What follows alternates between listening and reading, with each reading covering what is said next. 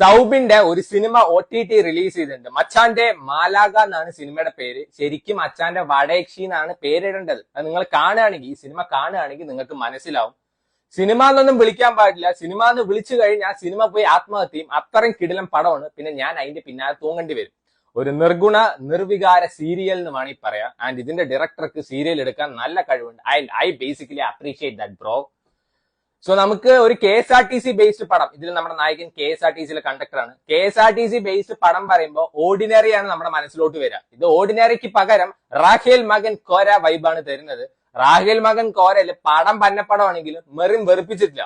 ഇതിൽ നമിത പ്രമോദ് വെറുപ്പിച്ച് നരകം കാണിച്ചിരുന്നു വേണമെങ്കിൽ പറയാം.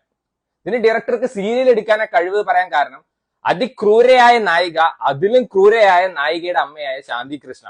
വളരെ പഞ്ചപാവമായ നായകൻ, വാഴപ്പിണ്ടി പോലും നട്ടല്ലില്ലാത്ത ഒരു നായകനാണ്. അതുപോലും ഇല്ലാത്ത അമ്മായപ്പനാണ് ആൾക്കുള്ളത്. ആള് മിലിറ്ററി ആണ് കേട്ടോ. സോ ഈ നട്ടലിന്റെ കാര്യം പറഞ്ഞപ്പോ എനിക്ക് ഓർമ്മ വന്ന് പെട്ടെന്ന് എമ്പുരാനാണ്. സിനിമയിൽ ഫുൾ L ആണെങ്കിൽ പോലും സിനിമാക്കാർക്ക് നട്ടലില്ലാതെ പോയി. ഇതിൽ L-ഉം X-ഉം Y-ഉം W ഒന്നും ഇല്ലെങ്കിലും ഒരൊറ്റ ഒരുത്തന്നെ നട്ടല് പറയുന്ന സാധനവും ഇല്ല.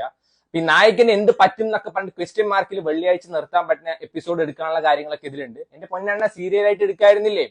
ആൻഡ് ഇതിൽ ഏറ്റവും വലിയൊരു കോമഡി ആയിട്ട് പറഞ്ഞ് നമ്മൾ LKG പിള്ളേരെ മിഠായി കൊടുത്തതിന്റെ അടി ഉണ്ടായിട്ടുണ്ട്, തിരിച്ച് താടാ എന്റെ മിഠായി എന്നൊക്കെ പറയില്ലേ. ഇതിൽ നമിത പ്രമോദ് മറ്റേ സൗബിന് കിഡ്നി കൊടുക്കും. എന്നിട്ട് ഇവര് തമ്മിൽ ഡൈവേഴ്സ് ആവുന്നായപ്പോ പറയാം എനിക്ക് കിഡ്നി തിരിച്ചു താടാ, ലാലേട്ടൻ വാടാ എന്നൊക്കെ പറയുന്ന പോലെ കിഡ്നി തിരിച്ചു തരാൻ മറ്റേ ഡൈവേഴ്സ് ചെയ്യുമ്പോ ആലിമണി ഒക്കെ ചോദിക്കില്ല, അതേപോലെ എവനാടെ ഇതൊക്കെ സ്ക്രിപ്റ്റ് എഴുതിയിരിക്കും. എനിക്ക് മനസ്സിലാവില്ല എന്ത് ബോധത്തിലാണ് എഴുതുന്നതെന്നൊക്കെയാണ്. എന്തോ ഭാഗ്യത്തിന് ഹൃദയം തരാൻ പറയാത്തൊക്കെ ഭാഗ്യമായി പോയി. സോ ഇതില് നമ്മുടെ നമിത പ്രമോദിന്റെ പെർഫോമൻസ് ആദ്യം കണ്ടു കഴിഞ്ഞാൽ അമ്മിക്കല്ലിട്ട് കൊല്ലാൻ തോന്നും, അത്രയും വെറുപ്പിക്കലാണ്. അപ്പോഴാണ് ശാന്തി കൃഷ്ണയുടെ ക്യാരക്ടർ വരിക. രണ്ടിന്റെയും വായയില് പന്നിപ്പടക്കം വെച്ച് പൊടിച്ച് കൊല്ലാൻ അമ്മാര് വെറുപ്പിച്ചിരിക്കുന്നത്. സോ ടുവേർഡ്സ് എൻഡ് അവരെന്ത് ഇമോഷണൽ സീൻസ് ഒക്കെ കൊണ്ടുവരാൻ നോക്കിയിട്ടുണ്ട്. ഒട്ടും വർക്കായിട്ടില്ല. സ്വന്തം മകൻ മരിച്ചു പറഞ്ഞിട്ട് ഒരു സീനുണ്ട്. അതിൽ അയാൾ പറയുന്നത് നമുക്ക് കേട്ടപ്പോ എന്തോ മാങ്ങ പിള്ളേർ എറിഞ്ഞിട്ട് കൊണ്ടുപോയ പോലെ ഒരു ലാഘവത്തിലാണ് പറയുന്നത് മകൻ ആത്മഹത്യ ചെയ്തൊക്കെ. ഇമോഷണൽ സീൻസ് വർക്ക് ആയിട്ടില്ല. 1-2 കോമഡി അവിടെ ഇവിടെ വർക്ക് ആയിട്ടുണ്ട്. ആൻഡ് ഡെഫിനറ്റ്ലി ഈ സിനിമയ്ക്ക് പോസിറ്റീവ് ഉണ്ട്. എല്ലാ സിനിമയ്ക്കും പോസിറ്റീവ് ഉള്ള പോലെ ദിലീഷ് പോത്തനാണ് ഈ സിനിമയിൽ ആകെ ഒരു പോസിറ്റീവ്.